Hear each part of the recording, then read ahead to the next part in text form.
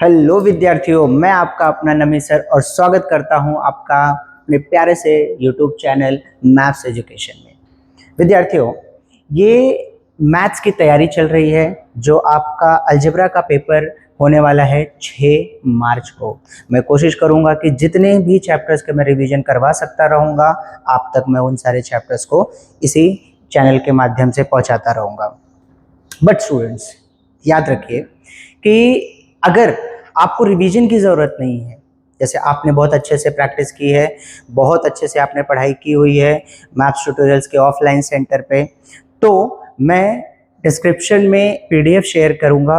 वो पीडीएफ आप लीजिए और उसको प्रैक्टिस करिए। यहाँ बैठ के जो है टाइम वेस्ट करने से मतलब नहीं है। ये उन बच्चों के लिए है कि जिनको एंड टाइम पे रिवीजन की ज़रूरत है कि प्रोसेस कैसा होना चाहिए, लिखना कैसे होना चाहिए। अगर आप भी इसको देख रहे हैं तो आप स्पीड में इसको देख के ख़त्म कर सकते हैं।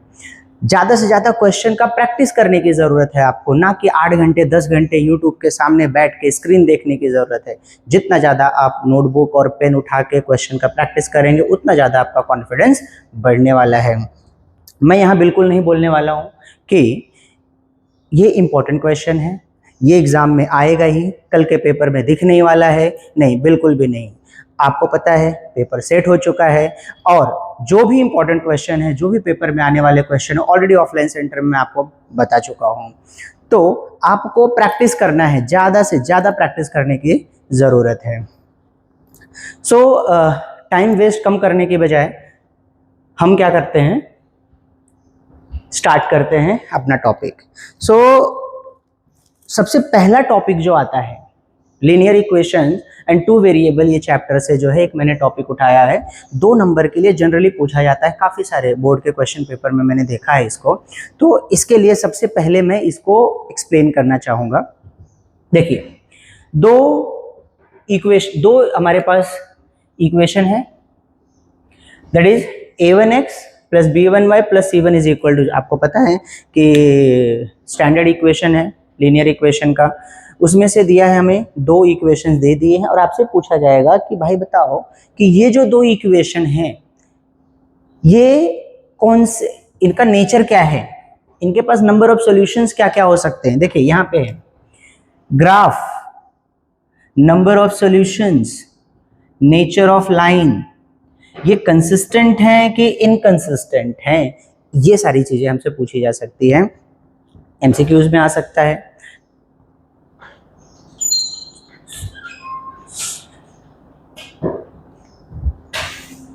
Okay, cut cut cut cut, MCQs में आ सकता है, प्लस आपको सॉल्व करने के लिए दे दिया जा सकता है। पूछ सकते हैं कि बताइए जरा कि ये कौन से टाइप का लाइन है, कंसिस्टेंट है या कितने सॉल्यूशंस इसके पास है।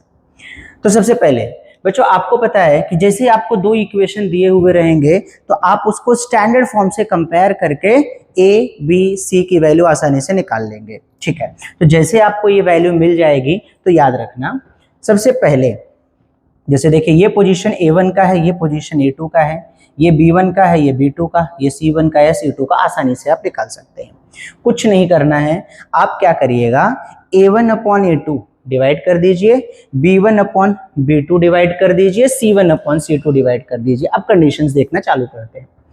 अब जैसे A1 अपॉन A2 और B1 अपॉन B2 की वैल्यू आप चेक करना क्या दोनों सेम आ रही हैं क्या। अगर सेम नहीं आ रही हैं, अलग आ रही हैं, तो समझ जाना कि वो जो ग्राफ बनेगा, ऐसा ग्राफ हम बनाते हैं ना ग्राफिकल मेथड से, उस ग्राफ को इंटरसेक्टिंग लाइंस होती है, ये इंटरसेक्टिंग लाइंस हैं जहां पे हमें एक सोल्यूशन मिलता है।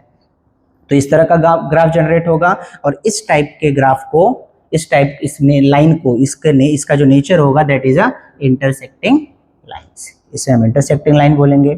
अच्छा, ये एक ही जगह पे कट कर रही हैं, ये दोनों लाइन एक ही जगह पे इंटरसेक्ट कर रही हैं, तो सोल्यूशन कितना मिलता है हमको, सिंगल सोल्यूशन मिलता है। तो हम इसको वन सोल्यूशन भी बोल सकते हैं, ऑप्शन में वन सोल्यूशन भी दिखता है, यूनिक सोल्यूशन भी दिखता है। अगर इसके पास सोल्यूशन प्रेजेंट है तो इस टाइप की जो लाइन होती हैं, इक्वेशन होते हैं, वो कंसिस्टेंट होते हैं।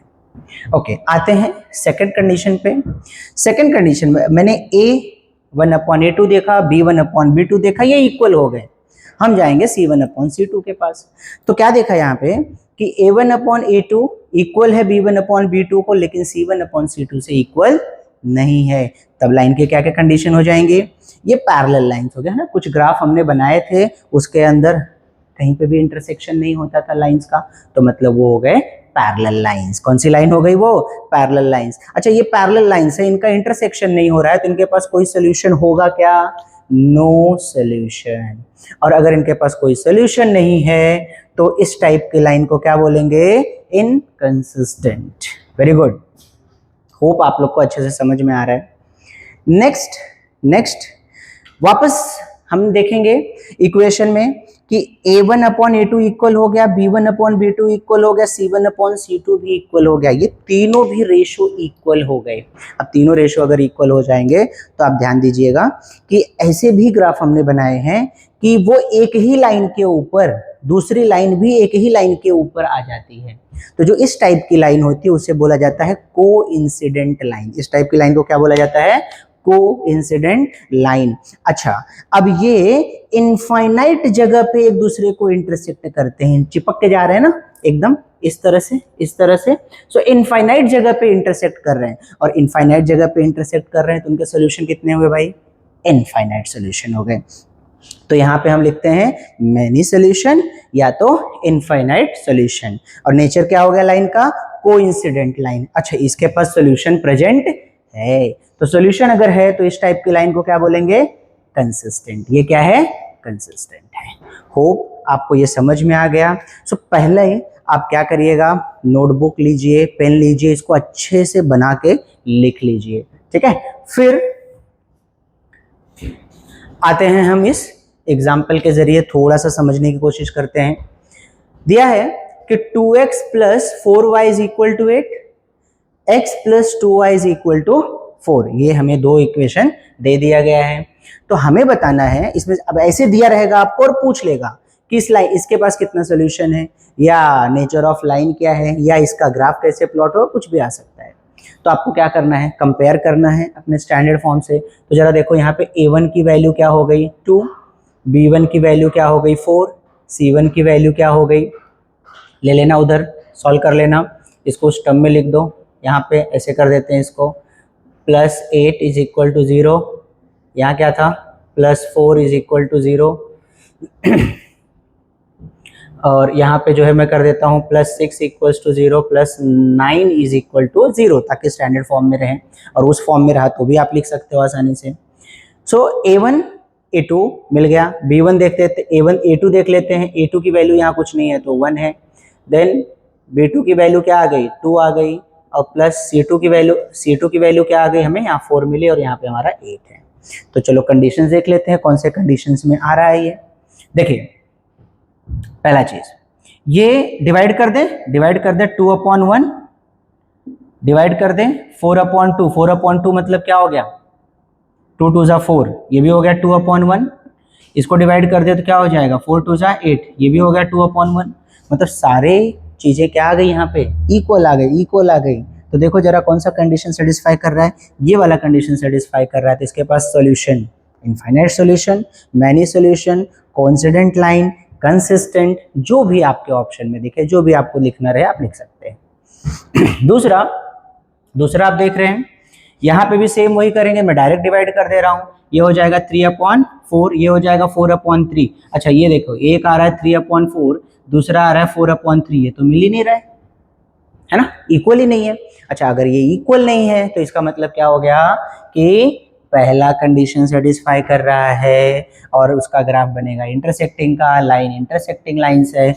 एक सिंगल सोल्यूशन इसके पास होगा, यूनिक सोल्यूशन, और ये होगा कंसिस्टेंट, क्योंकि इसके पास सोल्यूशन है। होप आपको ये टॉपिक बहुत अच्छे से समझ में आ गया है। इसके बेस पे और भी एक दो क्वेश्चन, एक दो एग्जांपल आप सॉल्व कर सकते हैं। ठीक है, बढ़ते हैं आगे की तरफ, तब तक आप इसको लिख लीजिए। ओके स्टूडेंट्स, अभी एक समरी अगर हम देखें तो साइमल्टेनियस सबसे इम्पोर्टेंट है इस चैप्टर का, जो जिसके बेस पे हमें सारी चीज़ें फाइंड आउट करनी है, सॉल्व करनी है। साइमल्टेनियस इक्वेशन मतलब हमारा लीनियर इक्वेशन जिसके अंदर ax by c, तो इसमें दो हमारे पास अननोन वेरिएबल्स होते हैं x एंड y, तो वो x एंड y को ही फाइंड आउट करने के लिए हमारे पास इतने सारे मेथड्स हैं। पहला है सब्स्टिट्यूशन, दूसरा है रिडक्शन, तीसरा है ग्राफिकल और चौथा है क्रैमर्स रूल। तो इन सभी को हम अच्छे से देखेंगे। सो फर्स्ट ऑफ ऑल कि आप जब भी एग्जाम में आपको आता है सॉल्व करने के लिए, तो स्पेशली ये दो मेथड लिख के आते हैं, solve by graphical method, find x and y by Cramer's rule, ऐसे लिख के आता है। बट अगर सिर्फ साइमल्टेनियस इक्वेशन लिख के आया और सॉल्व करने के लिए बोला, तो इन दोनों में से कोई भी मेथड आप यूज कर सकते हैं और मोस्ट प्रेफरेबल होता है रिडक्शन मेथड। अब रिडक्शन मेथड के लिए आपको कुछ मंत्र दे देता हूं मैं कि जिसको अप्लाई करके सॉल्व करना रहेगा आपको। जैसे देखिए, है ना, मंत्र दे देते हैं, लिख देते हैं यहाँ पे, क्या है कि कब ऐड सब्ट्रैक्ट करना है, कब कैंसिलेशन करना है। इस चीज को ध्यान रखना, बच्चे यहीं पे जो है कंफ्यूज हो जाते हैं और क्वेश्चन देख के टेंशन में आ जाते हैं। और मैं ये बताऊंगा, है ना, मैं ये बताऊंगा कि कैसे आपको इस क्वेश्चन को स्टार्ट करना है और कैसे इस क्वेश्चन को एंड करना है, ताकि अगर ऐसे क्वेश्चन आए, ये बोर्ड का ही क्वेश्चन है आपका, आए तो फुल मार्क्स मिलना चाहिए। ऐसा बिल्कुल भी नहीं कि सिर्फ आप स्क्रीन से देखते रहो, हाँ दिमाग में आ गया, मुझे बहुत समझ में आ रहा है, बट बाद में एग्जाम में बैठे क्या लिखना है भूल गए, तो वो चीज बिल्कुल भी नहीं चलेगी। तो प्रैक्टिस इंपॉर्टेंट है। तो मंत्रास क्या क्या है भाई? सबसे पहले ऐड और सब्ट्रैक्ट के लिए देख लें कि कब ऐड और सब्ट्रैक्ट, कब ऐड और सब्ट्रैक्ट करना चाहिए। देखिए पहली चीज याद रखना कि दो इक्वेशन मेरे पास है ना, साथ में मैं ये भी लिखते चलता हूं, मैं इनको दो इक्वेशन बना लेता हूं। देखो कैसे कि 4x + 3y = 11, ये मेरा हो गया इक्वेशन नंबर 1। दूसरा 3x + 4y = 10, ये हो गया इक्वेशन नंबर दूसरा। अब इन दोनों में से किसी एक चीज, रिडक्शन मतलब निकालना, एलिमिनेट करना है ना, एलिमिनेशन, तो आप डिसाइड कर लो कि किसको कट करना है, x को, y को, है ना। तो फिर कब ऐड करें, कब सब्ट्रैक्ट करें इन दोनों इक्वेशन को, ध्यान दीजिए। जब सेम साइन हो,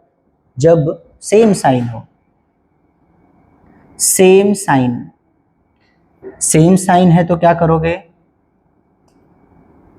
सब्ट्रैक्ट करोगे। हमेशा क्या करना है, सब्ट्रैक्ट करना है। और अगर ऑपोजिट साइन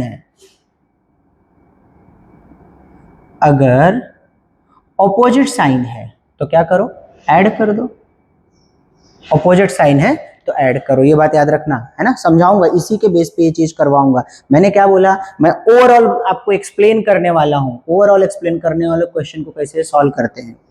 ऐसे 10 क्वेश्चन है, 50 क्वेश्चन है, इंपॉर्टेंट क्वेश्चन की जरूरत नहीं, जितने क्वेश्चन है हर क्वेश्चन आप सॉल्व कर सकते हो। अब कैंसिलेशन की प्रॉपर्टी क्या होनी चाहिए, यहां लिख देता हूं, यही लिखते हैं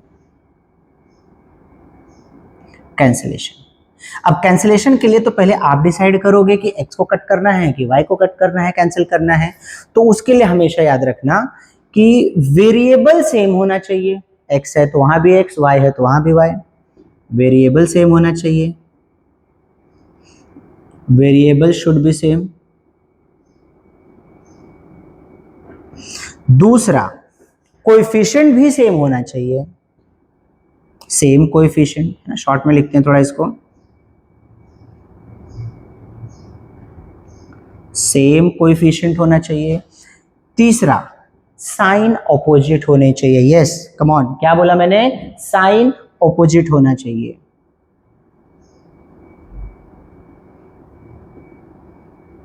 ऑपोजिट साइन होना चाहिए, तब जाके हम उसको खड़ाक से कट कर सकते हैं और आगे प्रोसीड कर सकते हैं। देखिए इन्हीं सारी चीजों को मैं यूज करने वाला हूं इस इक्वेशन में, ठीक है। तो सबसे पहले मैंने क्या किया, इक्वेशन लिख दिया है, इक्वेशन नंबर 1, इक्वेशन नंबर 2 आसानी से मैंने लिख दिया। अब इसको हम सॉल्व करते हैं। अब सॉल्व करने के लिए अगर मैं ध्यान दूं तो देखो, वेरिएबल दोनों के सेम है क्या? नहीं, डिफरेंट है। सॉरी, वेरिएबल सेम है, कोएफिशिएंट डिफरेंट है। वेरिएबल सेम है, कोएफिशिएंट डिफरेंट है। कट करने का प्रोसेस नहीं हो सकता, प्लस माइनस करने का प्रोसेस डेफिनेटली करना पड़ेगा, बट उसके लिए किसी भी चीज को कैंसिल करने के लिए वेरिएबल क्या होना चाहिए? सेम होना चाहिए, कोएफिशिएंट सेम होना चाहिए। वेरिएबल तो सेम है, कोएफिशिएंट सेम नहीं है। और ये भी प्लस है, ये भी प्लस है, यहाँ भी प्लस है, यहाँ भी प्लस है, मतलब सेम साइन। और सेम साइन है तो क्या करना पड़ेगा? सब्ट्रैक्ट करना पड़ेगा। तो एक काम करते हैं, पहले हम इसके कोएफिशिएंट को इक्वल करते हैं। अच्छा, कोएफिशिएंट को इक्वल करने का मतलब यहीं पे मल्टीप्लाई बाय 2 मल्टीप्लाई बाय 4 नहीं कर देना, लिखना। कैसे लिखोगे? यहां बताता हूं मैं। मल्टीप्लाइंग इन इक्वेशन 1 है ना, y को कैंसिल करते हैं हम लोग। चलो, तो multiplying in equation 1, multiplying in equation 1। Equation 1 में किससे करें? दोनों को सेम करना है ना, तो इसमें मैं 4 से कर देता हूं और इसमें मैं 3 से कर देता हूं। बट ऐसे करके नहीं दिखाना, ऐसे लिखना, तब नंबर मिलेगा। Multiplying in equation 1 by 4 and in equation 2 by कितना? 3। अब ये नया इक्वेशन बन के आएगा। कैसे? देखो, मल्टीप्लाई करो, 4 4 जा 16, 16x, 4 3 जा 12 plus 12y is equal to 44। ये मल्टीप्लाई करेंगे, 3 3 जा 9x, फिर 12y इज इक्वल टू 30। ये बन गया, देखो आ गया, इक्वेशन बदल जाएगा। ये 1 2 था, ये हो जाएगा इक्वेशन नंबर 3, ये हो जाएगा इक्वेशन नंबर 4। होप आपको समझ में आ रहा है। अब मैं इन दोनों में ऐड और सब्ट्रैक्ट करने का प्रोसेस करता हूं। तो देखो, अगर मैंने y को सिलेक्ट किया है तो प्लस है, तो क्या करना पड़ेगा? सब्ट्रैक्ट करना पड़ेगा। हमेशा देख लेना, ये वैल्यू देख लेना, बड़ा कौन सा है, तो इसको ऊपर रखना, इसको नीचे रखना। तो कैसे लिखने वाले हो कि 4th को 3rd से सब्ट्रैक्ट करना है। तो मैं कैसे लिखने वाला हूं, देखो जरा ध्यान से। सब्ट्रैक्टिंग इक्वेशन 4 कहां से? From 3rd। तो 3rd ऊपर आ जाएगा, लिख लो। 16x plus 12y is equal to 44। और ये क्या है? 9x plus 12y is equal to 30। कर रहे हैं सब्ट्रैक्ट बच्चा? अच्छा, सब्ट्रैक्ट करेंगे साइन बदल जाएगा। तो ये देखो, माइनस है, ये प्लस है, तो माइनस हो जाएगा, ये भी क्या हो जाएगा? माइनस। अच्छा, 16 माइनस 9 करेंगे तो क्या 7 आएगा? 7x। ये दोनों क्या हो जाएंगे? कैंसिल हो जाएंगे भाई, माइनस और प्लस हो गए। इज इक्वल टू कितना? 14 आ जाएगा क्या? तो सॉल्व कर देते हैं। x is equal to 14 upon 7 उधर गया, डिवाइड हो जाएगा। x इज इक्वल टू कितना हो गया? 2। डब्बे में डाल दो इसको। इस तरह से यही प्रोसीजर आपको फॉलो करना है, फिर अब x की वैल्यू उठाओ और किसी भी इक्वेशन में रख दो। 1 है आपके पास, 2 है आपके पास, तो मैं क्या लिख करने वाला हूं? Put x is equal to 2 in equation 1। अच्छा, लिखने के बाद इन इक्वेशन 1 पहले इक्वेशन को लिख लेना। इक्वेशन क्या है मेरा? 4x plus 3y is equal to 11। गड़बड़ हो जाता है, हम बोलते हैं यहाँ पे लिखते हैं 1, गलती से 2 में लिख देते हैं। तो सबसे पहले इक्वेशन को लिख लो यहाँ पे। अब चलो x की जगह 2 बिठा दो। देखो, ये रहा 4, ये रहा 2 plus 3y is equal to 11। 4 दूनी 8, देयर 4 वगैरह लगाते जाना भाई। 8 plus 3y is equal to 11। So अब ये रहा 3y, 8 उधर जाएगा, क्या होगा? माइनस हो जाएगा भाई। 11 minus 8, so therefore 3y is equal to 11 minus 8 करेंगे तो कितना आएगा बताओ जरा? 3, 8 3 11, ये भी 3 आया। So y is equal to 3/3। Steps नहीं खाना, नंबर चाहिए ना, नंबर चाहिए तो स्टेप्स बिल्कुल नहीं खाना, ठीक है। 1 आ गया। तो क्या यही छोड़ दें? नहीं, बिल्कुल नहीं। ये कंक्लूजन नहीं है क्वेश्चन का। क्वेश्चन का कंक्लूजन चाहिए, हमें क्या लिखना पड़ेगा? Required solution. Required solution is x is equal to 2 and y is equal to 1, तब जाके आपका ये क्वेश्चन कंप्लीट हो पाएगा। लिख लीजिए इसको अच्छे से, समझ के और प्रैक्टिस भी कर लेना, और इसकी तरह जितने भी क्वेश्चन होंगे वो सब आपको प्रैक्टिस करना है। ओके स्टूडेंट्स, नेक्स्ट क्वेश्चन जो हमें सब्स्टिट्यूशन मेथड से करना था, तो मैंने एक ऐसा क्वेश्चन ले लिया है जो कि बोर्ड में आया हुआ है, और इस क्वेश्चन को हम सब्स्टिट्यूशन मेथड से सॉल्व करेंगे। ऐसे क्वेश्चन पूछे जाते हैं, अगर आएंगे तो आप उनको सॉल्व कर लेंगे, तो आपका सब्स्टिट्यूशन का भी प्रैक्टिस हो गया। आगे हम ग्राफिकल वगैरह करने वाले हैं।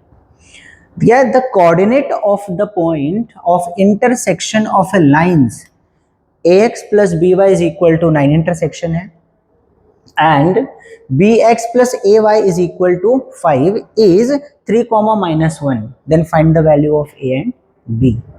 बड़ा आसान क्वेश्चन है।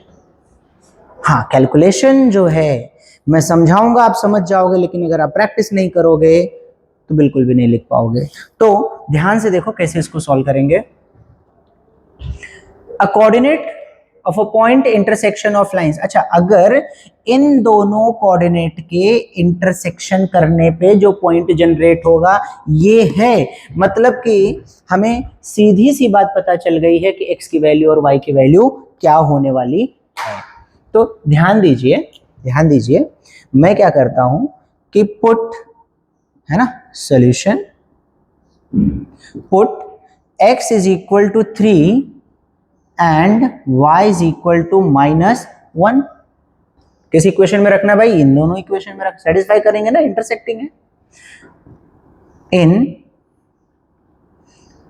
ax plus by is equal to 9 and यहां आ जाएगा bx plus ay is equal to 5। देखना b और a को जो है रिप्लेस कर दिया है कंफ्यूज करने के लिए, तो बिल्कुल भी नहीं घबराना है, बड़े शांति से काम लेना है।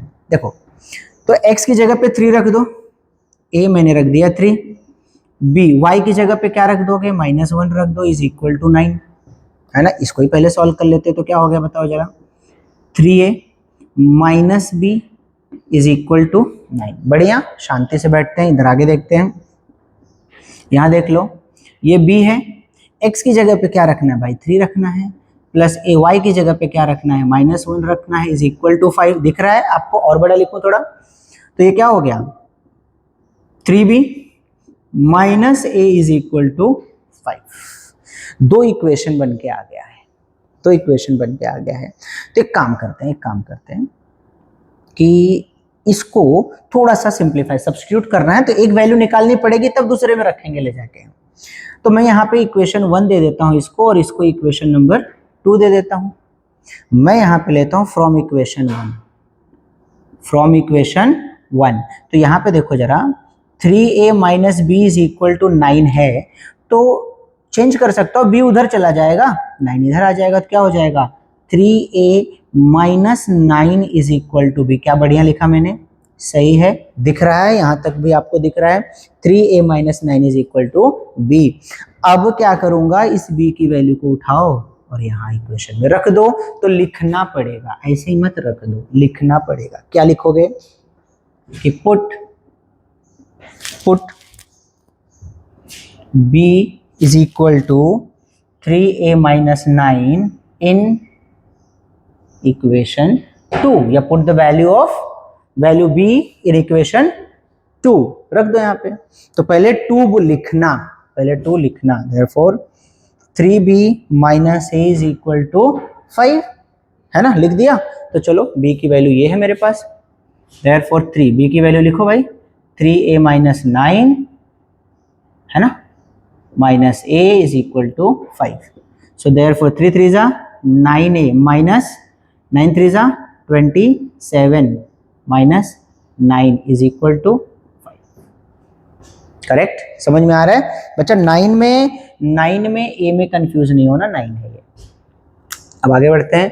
अब सुनो जरा ये, सो देयरफॉर 9a इन दोनों को अगर मैं जोड़ दूंगा तो कितना हो जाएगा, जरा मुझे बता दीजिए।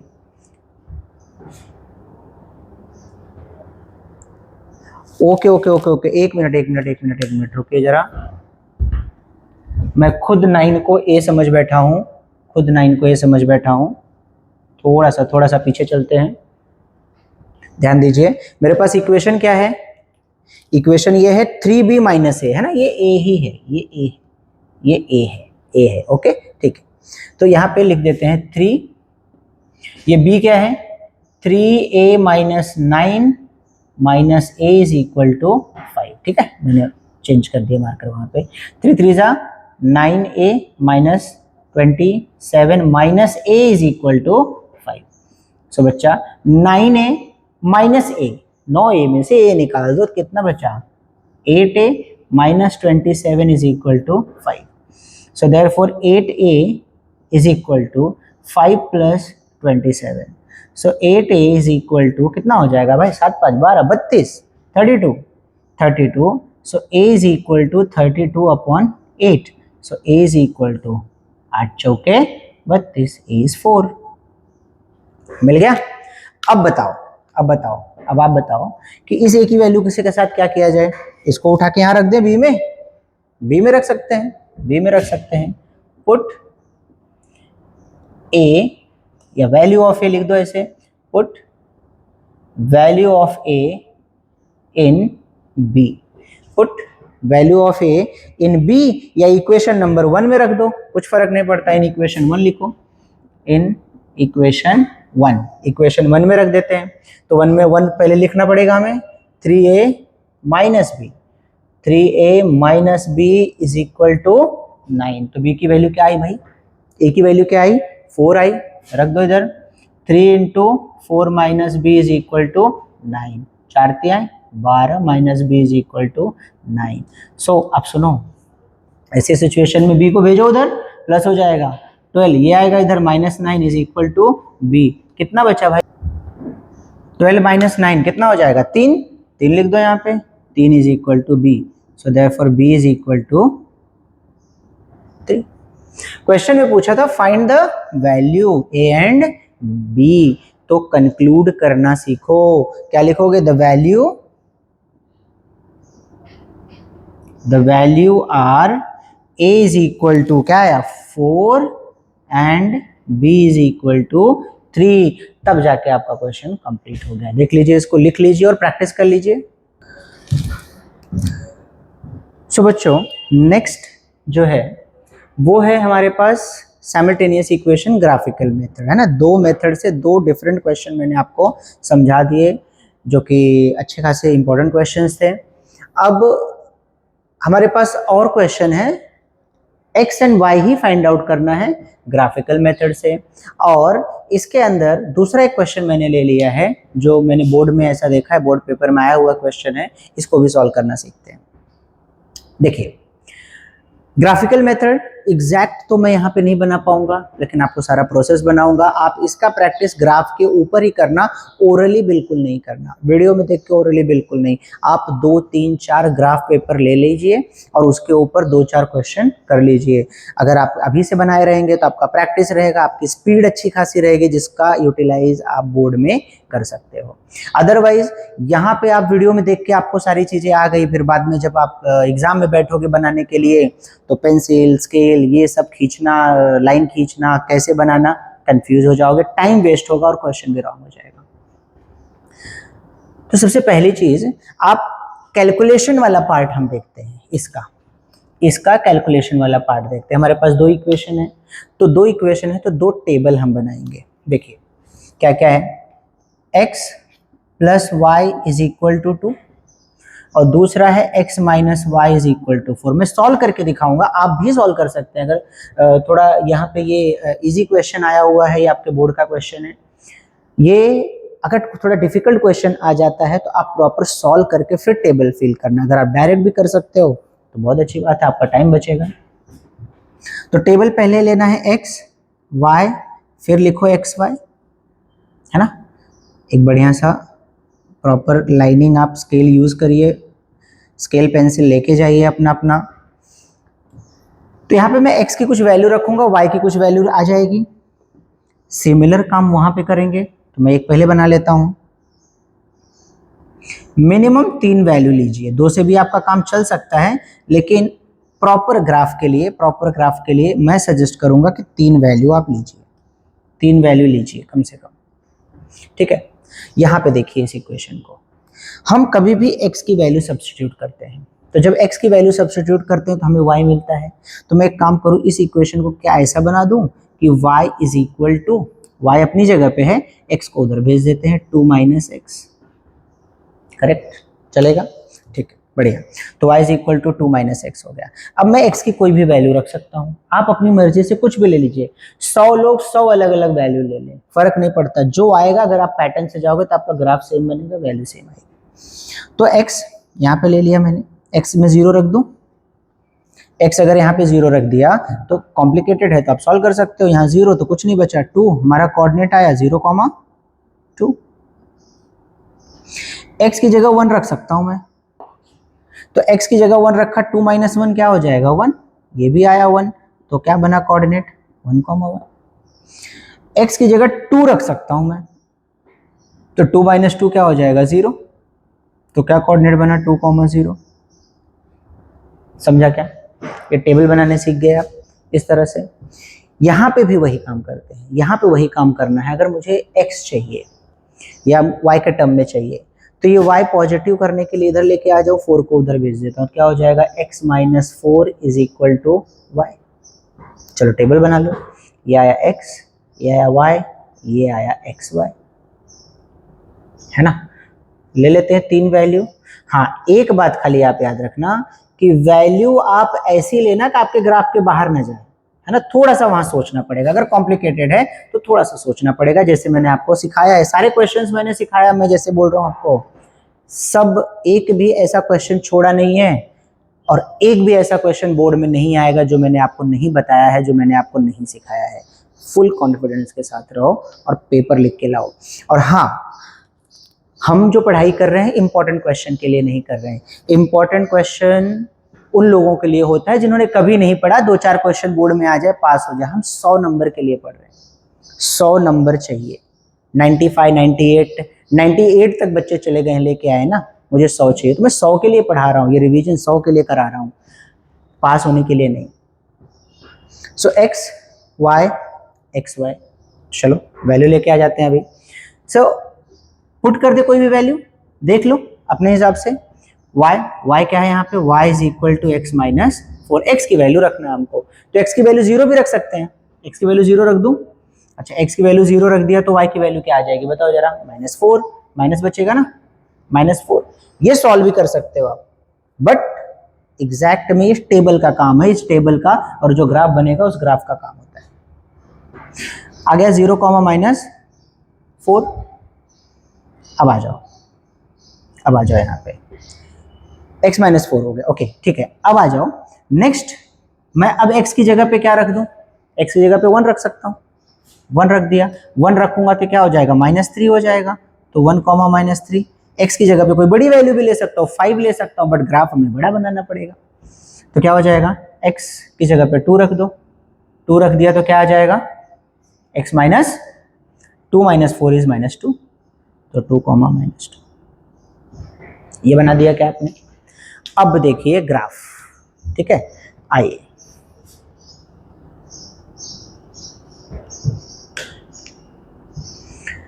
ग्राफ जब हम बनाएंगे तो आपका ये पैटर्न कुछ इस तरह से होना चाहिए, है ना।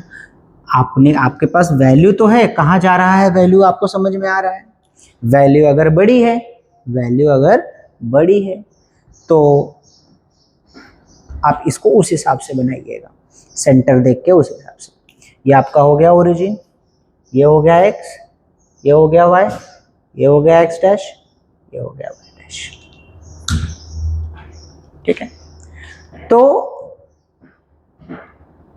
अब सारे नंबर्स प्लॉट करना चालू कर देते हैं हम लोग। मैक्सिमम नंबर देख लेते हैं, नेगेटिव में क्या है, नेगेटिव में मैक्सिमम नंबर -4 है, पॉजिटिव में 2 है, तो ठीक है -4 तक जाते हैं, तो -4 तक के वैल्यू लिख देते हैं यहाँ पे 0, इधर आया 1 2 3 4, 1 2 3 4, है ना। ये सब ग्राफ पेपर के ऊपर, ये सारा चीज ग्राफ पेपर के ऊपर, -1 -2 -3 -4 -1 -2 -3 -4 लिख दिया हमने। अब ये जो नंबर्स आपने लिखा है ना बच्चों, यहाँ स्केल लिखना नहीं भूलना, है ना, स्केल लिखना नहीं भूलना। अब वो देखना, वो गैप जैसे मैंने बताया हुआ है आपको, है ना, अगर आप गैप छोड़ के लेंगे तो 1 सेंटीमीटर इज इक्वल टू, जितना यूनिट आप लिख सकते हैं उस हिसाब से आप वहां पे मेंशन कर देना। 1 centimetre is equal to 1 unit, 2 unit, जैसे भी आपका क्वेश्चन रहेगा क्वेश्चन के अकॉर्डिंग आप ले सकते हैं। On both axes, unit on both axes, both axes मतलब एक्स एंड वाई दोनों। अगर आप एक्स पे अलग ले रहे हो तो एक्स एक्सिस पे लिखना अलग, वाई पे ले रहे हो तो वाई पे अलग लिखना, अलग अलग लिखना। अदरवाइज अगर आप एक ही ले रहे हो तो लिख दो direct 1 centimetre is equal to 1 unit both axes. ठीक है, ओके। अब देखिए, चलिए बनाना चालू करते हैं। मेरा थोड़ा सा सही नहीं बनेगा, ग्राफ पे आपको एग्जैक्ट वैल्यू आएगा। 0,2 पहला हमें दिया है 0,2, तो x पे 0 है भाई, यहाँ पे 0 है। 2 कहाँ पे है, y पे, ये रहा, ये पॉइंट मिल गया हमको। दूसरा 1,1 है, तो x पे 1 और y पे 1, ये देखो यहाँ से कहीं गया, यहाँ से कहीं गया, यहाँ पे पॉइंट आ गया। फिर 2,0 मतलब x पे 2 है और y पे 0 है, मतलब देखो एक लाइन बन रही है, देख याद आ रहा है, ये देखो, ये ऐसा स्केल वगैरह लेके आप ऐसे बना सकते हो। और इसको उस इक्वेशन का नाम दे देना कि x + y is equal to जो हमने बनाया हुआ है। ठीक, अब दूसरी वाली लाइन के लिए आते हैं। दूसरी लाइन पे क्या है, 0, -4, ये 0, -4 मतलब x एक्सिस पे 0 है, y एक्सिस पे -4 है, तो -4 नीचे की तरफ आएगा, यहाँ पे आएगा, इस जगह पे आ गया, बढ़िया। फिर है 1, -3 मतलब x एक्सिस पे 1 है ऐसा, और y एक्सिस पे -3 है, मतलब ये वाला पॉइंट आ गया। फिर उसके बाद 2, -2 मतलब x एक्सिस पे 2 है, x एक्सिस पे 2 है और y एक्सिस पे -2 है, मतलब यहाँ पे ऐसा कुछ आ गया, यहाँ कोऑर्डिनेट बना। अब ये लाइन ज्वाइन कर देते हैं, ये लाइन ज्वाइन कर देते हैं, इस तरह से हमने लाइन ज्वाइन कर दिया। ज्वाइन करने के बाद ध्यान देंगे इस पे कौन सा इक्वेशन है, x - y is equal to 4, ये मैंने इक्वेशन लिख दिया। अब हमें निकालना है वैल्यू, है ना, इंटरसेक्टिंग लाइन आ गया ना, इंटरसेक्टिंग लाइन आ गया। अब इक्वेशन को जरा ध्यान से देखोगे, जब मैंने पहले स्टार्टिंग में बताया था, देखो यहाँ पे इन दोनों को अगर कंपेयर करो, इक्वल नहीं है तो इंटरसेक्टिंग लाइन बन रही। इंटरसेक्टिंग लाइन अगर आ गई तो ये पॉइंट जनरेट हो रहा है जो हमें क्या निकाल के देगा, वैल्यू निकाल के देगा। अब ये आपके ग्राफ में बहुत अच्छे से मिलेगा। यहाँ पे देखना इधर क्या वैल्यू आ रही है और यहाँ पे देखना क्या वैल्यू आ रही है। ये जो वैल्यू आएगी वो होगा आपका रिक्वायर्ड सॉल्यूशन। x की वैल्यू और y की वैल्यू यहाँ पे मैं नहीं लिख सकता कौन सी वैल्यू आएगी, ये ग्राफ पेपर पे आप करने वाले हो। ठीक है बच्चों, अच्छे से इसको नोट डाउन कर लीजिए, फिर मैं दूसरा क्वेश्चन लेता हूं। होप आप इसको अच्छे से समझ गए हैं, है ना। यहाँ पे देखो मिसमैच होगा, वैल्यू का आगे पीछे आ जाएगा, बट रिलैक्स, आप सॉल्व करोगे तो आपको एग्जैक्ट वैल्यू, इसका एग्जैक्ट जो भी वैल्यू है वो आ जाएगी, ग्राफ पेपर पे आपको मिल जाएगा। यहाँ से तो 1 दिख रहा है, बट यहाँ से वो 2.5 3 के आसपास में जा रहा है, तो मे बी 3 हो सकता है, आप ध्यान दीजिएगा। ठीक है, चलते हैं नेक्स्ट क्वेश्चन पे।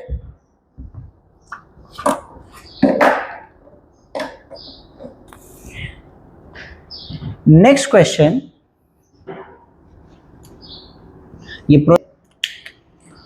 ये देखिए यहाँ पे x + y, x - y दोनों पूछ सकते हैं। ऐसे बहुत सारे क्वेश्चंस देखें, और भी क्वेश्चंस मैं ले लूंगा प्रैक्टिस के लिए। दिया है if 15x + 17y is equal to 21 and 17x + 15y is equal to 11, then find x + y। x + y पूछा है, x + y मतलब क्या है, दोनों इक्वेशन को लो भाई, ऐड कर दो, जोड़ दो, आसानी से आ जाएगा। देखना चाहते हो, देखो इक्वेशन क्या क्या मेरे पास है, 15x, इसका सोल्यूशन देखते हैं। 15x + 17y is equal to 21, equation 1 है भाई ये। दूसरा क्या है, 17x + 15y is equal to 11, ये हो गया इक्वेशन नंबर 2। बढ़िया, ऐड कर देते हैं, एडिंग x प्लस वाई पूछा है ना, एडिंग इक्वेशन 1 एंड 2। तो ऐड करूंगा तो देखो जरा क्या हो जाएगा, यहीं ऐड कर दूं क्या, यहीं ऐड कर दूं, नहीं ऐड नहीं करूंगा, शॉर्टकट नहीं, मैं शॉर्टकट नहीं मार रहा हूं, आप भी नहीं मारोगे, पूरा लिखो 15x plus 17y is equal to 21, फिर 17x plus 15y is equal to 11। Add कर रहा हूं भाई, देखो जरा क्या हो जाएगा, देखो 7 5 12, 2 1 1 2 32, 32 आ गया, 32x प्लस वो सेम चीज है, उल्टा आगे पीछे है, 32y इज इक्वल टू 1 2 1 1 2 3, ये भी 32। अब सुनो, इसको सॉल्व कर सकते हैं दो तरीके से, क्या, अब 32 से पूरे इक्वेशन को डिवाइड कर दो, डिवाइडिंग बाय 32 थ्रू आउट लिख दो, या तो यहाँ से 32 कॉमन ले लो, थोड़ा स्टेप बढ़ाओ, 3 नंबर का क्वेश्चन है, x प्लस वाई 2 नंबर में भी आ सकता है 32। अब 32 इधर मल्टीप्लाई उधर जाके क्या हो जाएगा, x plus Y is equal to 32 upon 32। So x plus Y is equal to क्या हो जाएगा भाई 1। इसको डब्बे में डाल दो, इस पे डब्बे में डाल दो, लेकिन कंक्लूड करो the value of x plus y, the value of x plus Y is 1 लिख दो, है ना, फाइनल आंसर आ गया आपका यहाँ पे। इस तरह से आप इसको सॉल्व कर सकते हो, ठीक है, लिख लीजिए इसको। ओके स्टूडेंट्स, अभी हमारा जो दो टॉपिक है इसमें और दो क्वेश्चंस हमें आते हैं, एक आता है क्रैमर्स रूल और दूसरा आता है रीसब्स्टिट्यूशन मेथड, जो देखिए 1.4 में 4-5 क्वेश्चन है और प्लस हमें प्रॉब्लम सेट में भी दिए हुए हैं। ये बच्चों को काफ़ी डिफिकल्ट पड़ता है, इसमें कंफ्यूज हो जाते हैं क्या करना है ना। पहले ये देख लेते हैं इजी वाला, ये आया तो हमारे 3 नंबर पक्के हो जाते हैं, और ये आया बच्चों अगर थोड़ा डिफिकल्ट आया तो 4 नंबर में भी आता है, अदरवाइज 3 नंबर के क्वेश्चन पूछे जाते हैं।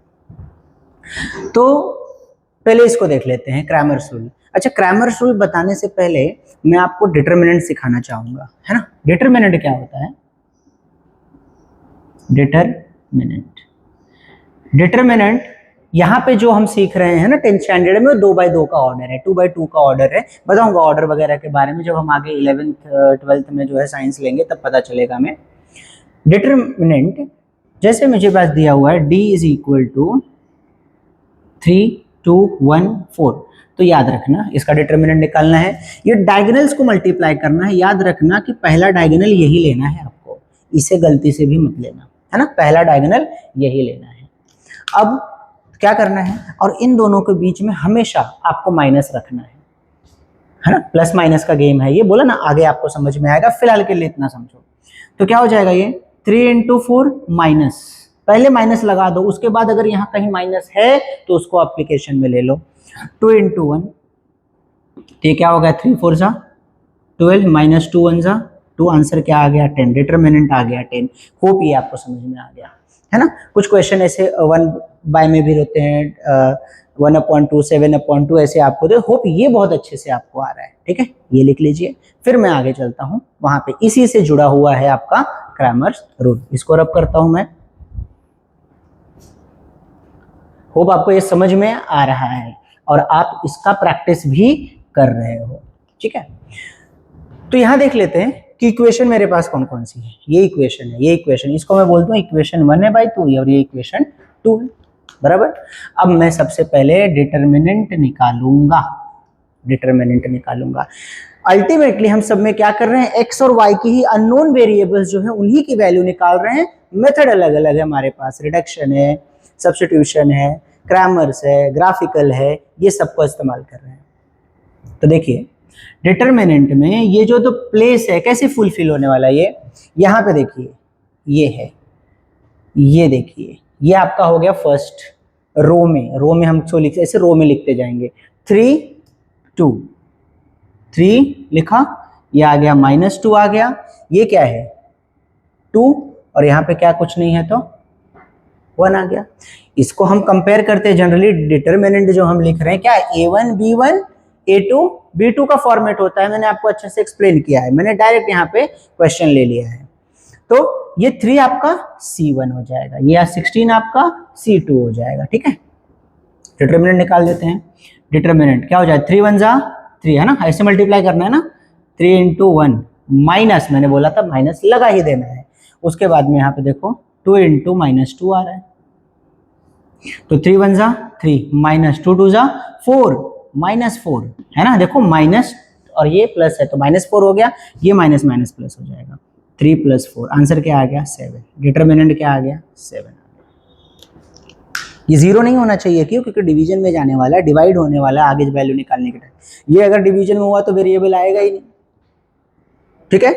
अब हमें निकालना पड़ता है, अब हमें यहाँ पे निकालना पड़ेगा dx, क्या निकालना पड़ेगा dx, फिर हम निकालेंगे dy। दोनों में क्या ध्यान देना है आपको, जरा इधर देखिए, दोनों में ध्यान क्या देना है, जब मैं dx निकालूंगा ना तो जो x वाला प्लेस है उसको खाली रखना, वहां पे जो है आ जाएगा c आ जाएगा, है ना। c देखो क्या है 3 और 16 है ना, 3 और 16, तो इसको मैं लिख लूं 3 16 x की प्लेस पे। अब यही जब मैं dy निकालने जाऊंगा तो जो y वाला प्लेस है वो खाली हो जाएगा और वहां पे कौन आएगा, ये c बैठ जाएगा जाके, तो यहाँ पे आ जाएगा 3 और 16। y अपनी जगह पे सेम रहेगा और y क्या है -2, -2, और वहां पे x अपनी जगह पे सेम रहेगा जो कि क्या है 3, 2, बराबर है, इतना समझ में आ गया। तो हमें यहाँ क्या करना है, निकालना डिटर्मिनेंट है, क्या डिटर्मिनेंट है, देखो dx is equal to, cross multiply कर दो, 3 इंटू 1 माइनस मैंने बोला था लगा देना, उसके बाद में क्या आ जाएगा जरा ध्यान दो, क्या आ जाएगा, ब्रैकेट ले लो बड़ा, 16 इंटू -2, 16 इंटू -2, क्लियर है। ऊपर आ जाता हूँ यहाँ पे मैं थोड़ा, 3 1 जा 3 माइनस 16 2 जा 32 -32 है ना, माइनस है यहाँ पे, माइनस आ जाएगा। सो देयरफॉर 3 माइनस प्लस 32 कितना हो गया भाई ये 35, dx कितना मिल गया 35।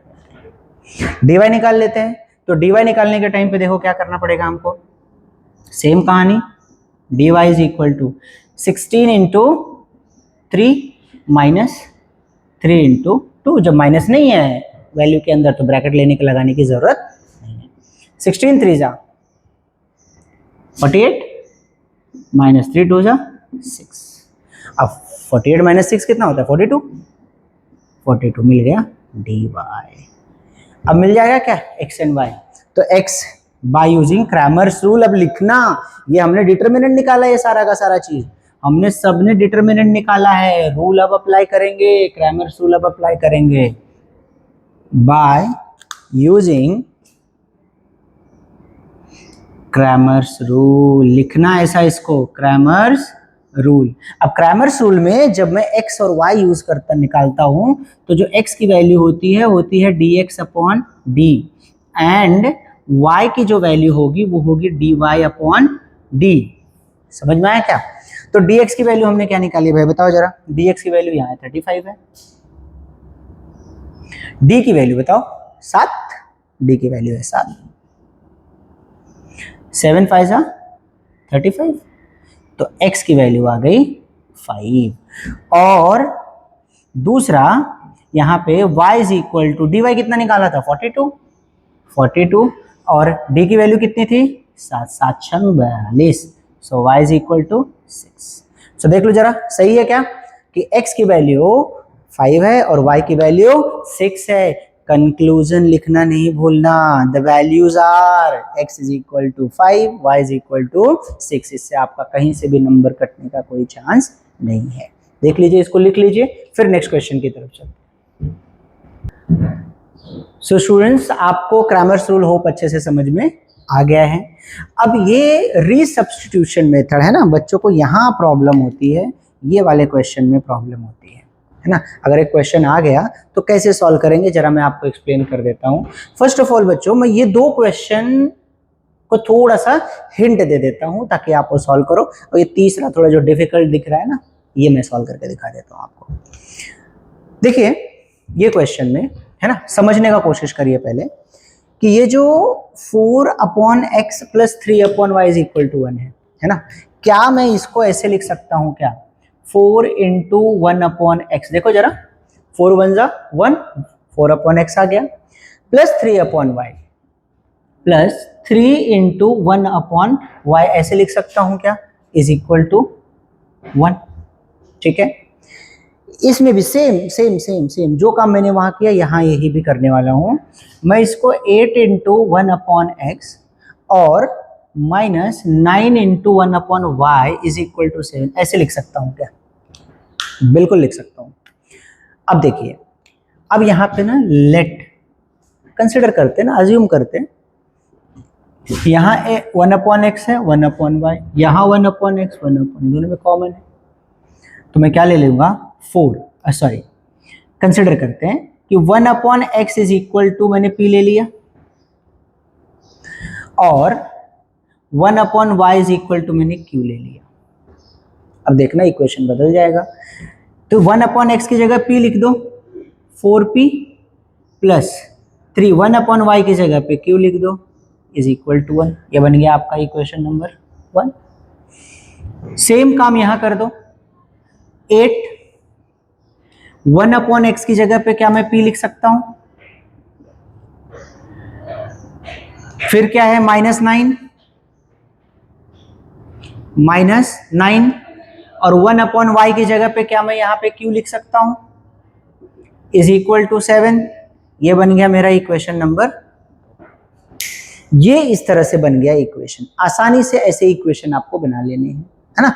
सॉल्व कैसे करना है आगे वो प्रोसेस में भी हम आएंगे। ये वाला सॉल्व करके देता हूं मैं, ये वाला सॉल्व करके देता हूं, यहाँ पे इक्वेशन बना के देता हूं। और बड़े अच्छे बड़े प्यारे क्वेश्चन है, ये बोर्ड में अक्सर देखे जाते हैं, हो सकता है कि ये आ भी सकते हैं।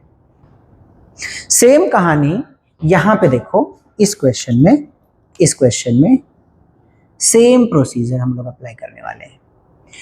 2/x है, तो क्या मैं 2/x को 2 इंटू 1/x लिख सकता हूं, माइनस 3/y है, -3 इंटू 1/y लिख सकता हूं। ये लिखने की भी जरूरत नहीं है, ये मैं सिर्फ आपको एक्सप्लेन कर रहा हूं कि ऐसे लिख सकते हैं ताकि आप समझ सको कि भाई MNPQ कैसे आ रहा है, इज इक्वल टू 15। यहां इक्वेशन नंबर नहीं देना। फिर आया 8/x, तो 8 into 1/x plus 5 into 1/y मैं ऐसे लिख सकता हूं। अच्छा, जरूरी नहीं है कि मैंने PQ लिया तो आप PQ, आप MNPQ, हाँ XY नहीं कंसिडर करना भाई, पहले से XY है वहां पे, ठीक है। तो मैं यहाँ पे कंसिडर कर लेता हूं लेट बोलो या तो सब्स्टिट्यूट बोलो, सब्स्टिट्यूट भी लिख सकते हो यार, लिख लो कोई दिक्कत नहीं, लिख लो substituting 1/x is equal to m and 1/y is equal to n, है ना। ये लिख दिया मैंने। तब देखो ये क्या हो गया, 8 1/x की जगह पे क्या लिख दिया m, यहां पे पहले ऊपर वाला ले लेते हैं, 2m हो जाएगा, -3n is equal to 15, equation 1। ये क्या हो जाएगा 8m plus 5n is equal to 77, equation number 2। Hope आपको ये समझ में आया कि इस तरह का क्वेश्चन आया तो उसको नॉर्मल फॉर्म में कैसे लेके आएंगे, ये 1/x 1/y को हटाने के बाद। ठीक है, तो होप ये आपको समझ में आया। ये वाले क्वेश्चन को मैं पूरी तरह से सॉल्व करके आंसर निकाल के दे देता हूं आपको, ठीक है। ध्यान दीजिए, इसको रब करता हूं, होप आप ये समझ में आया, आप लिख लेना, इसको लिख लिया। अच्छा, इसके आगे का आप सॉल्व करोगे, ये समझाने के बाद ये आप सॉल्व करोगे, वीडियो पॉज करो, अभी सॉल्व करो, या तो ये समझाने के बाद फिर आप सॉल्व करो।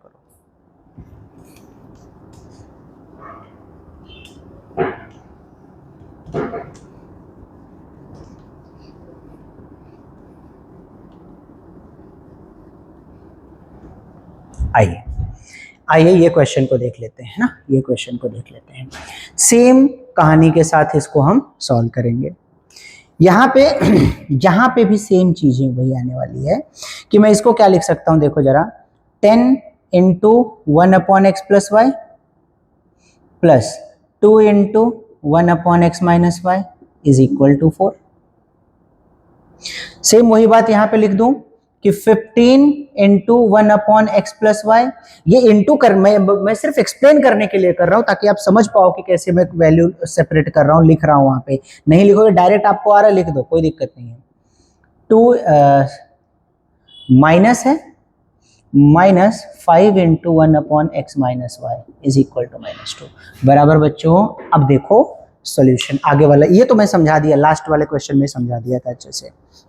मैं यहां पे सब्स्टिट्यूट करूंगा, सब्स्टिट्यूटिंग क्या कि 1/x+y, इस 1/x+y को हम कंसिडर कर लेते हैं भाई m, एंड 1/x-y को कर लेते हैं n। देख लेना ये दोनों में मिलेंगे आपको, देखो ये दोनों में मिलेंगे, चेक कर लेना, अलग नहीं होने चाहिए, चेक कर लेना, तभी हम कंसिडर कर पाएंगे।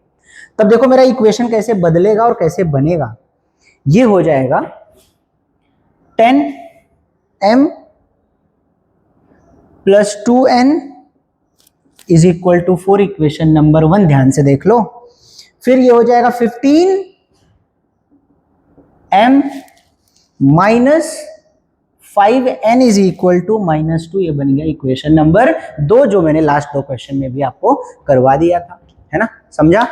आगे बढ़े, अब इसको हम सॉल्व करते हैं। चलिए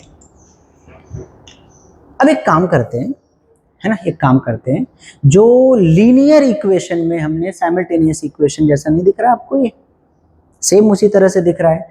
कोई एक वैल्यू को पकड़ना है जिसे हमें कैंसलेशन में लेके आना है ना, रिडक्शन मेथड में लेके आना है।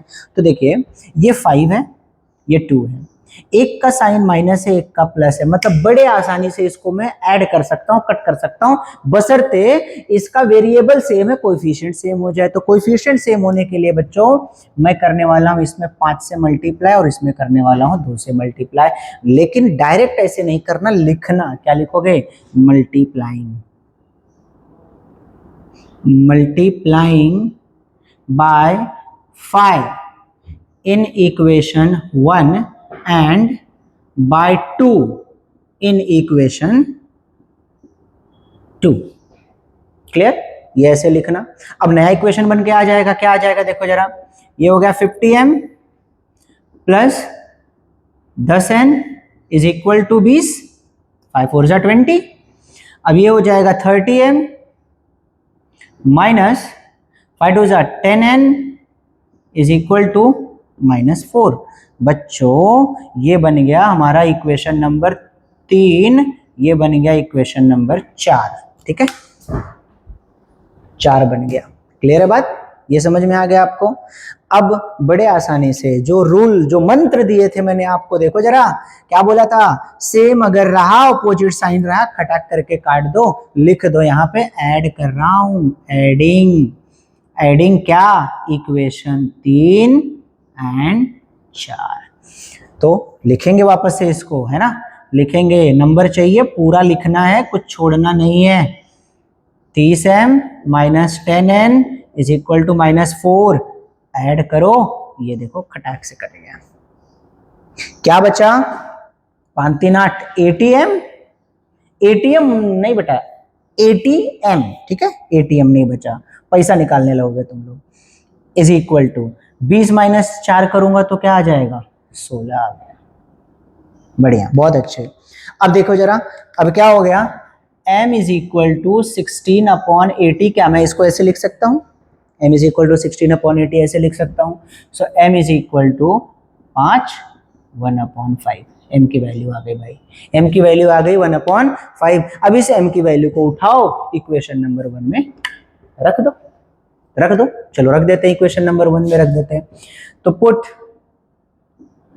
Value of m in equation 1, equation 1 देखो, पहले लिखो 10m + 2n is equal to 4। अब रखो, देखो 10 इंटू m की वैल्यू क्या है, 1/5 + 2n इज इक्वल टू 4, कटा, क्या बचा, 2 + 2n is equal to 4। So therefore 2n is equal to 4 - 2, तो 2n इज इक्वल टू क्या बचा 2, n is equal to 2/2, n is equal to 1। n की वैल्यू आ गई, n की वैल्यू हमने निकाल ली, n की वैल्यू निकाल ली, m की वैल्यू निकाल ली। अच्छा एक बात बताओ जरा, क्या हमसे m और n की वैल्यू पूछा है क्या? नहीं ना, वो तो हमसे प्यार से पूछा है भाई x एंड y, ये सब में हमें x and y unknown variable है, वही तो निकालने हैं। तो ये m और n से काम नहीं चलेगा, इसीलिए इसका नाम है रीसब्स्टिट्यूटिंग करना है हमको। चलो अब मैं क्या करूंगा, रीसब्स्टिट्यूटिंग दिख रहा है क्या यहाँ पे, रीसब्स्टिट्यूटिंग।